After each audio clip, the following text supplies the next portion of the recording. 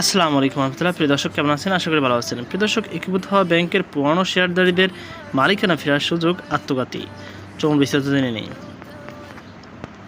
প্রিয় দর্শক, bank resolution 2026 একীভূত হওয়া দুর্বল ব্যাংকের পুরনো শেয়ারধারীদের পুনরায় মালিকানা ফেরার সুযোগ রাখাকে আত্মঘাতী বলে অভিহিত করেছেন ট্রান্সপারেন্সি ইন্টারন্যাশনাল বাংলাদেশ টিআইবি। সংস্থাটি মনে করেন, এই আইনের মাধ্যমে চিহ্নিত লুটারদের পুনর্বাসন উদ্যোগ নেওয়া হয়েছে, যা ব্যাংকিং খাতকে আবার দুর্নীতি ও লুটপাটের অভয়ারণ্য পরিণত করবে। সোমবার 13 এপ্রিল এক বিবৃতিতে টিআইবি এই উদ্বেগ প্রকাশ করে জানায়, এই আইনটি দীর্ঘদিনের অব্যবস্থাপনা দূর করার পরিবর্তে দায়মুক্তি ও বিচারহীনতার পূর্ববর্তী কর্তৃত্ববাদী চর্চাকেই বজায় রেখেছে।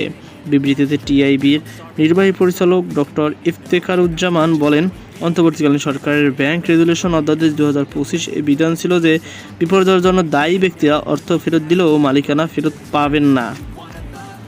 কিন্তু বর্তমানে আইনের 18 ক দ্বারা সংযোজনের মাধ্যমে সরকার সেই কাঠামোর অবস্থা থেকে সরে এসেছে।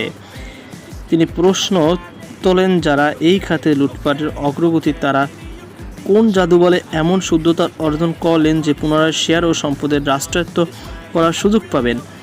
সরকার নির্ধারিত অর্থের মাত্র 7.5% জমা দিয়ে বাকি 92.5% অর্থ 10% সুদে 2 বছরে শোধ করার শর্ত মূলত লুটেরাদের বড় পুরস্কার। টিআইবি মনে করেন, কর্তৃত্ববাদের পতনের অর্থ এই নয় যে ব্যাংক খাতে ক্ষমতার অপব্যবহার শেষ হয়েছে।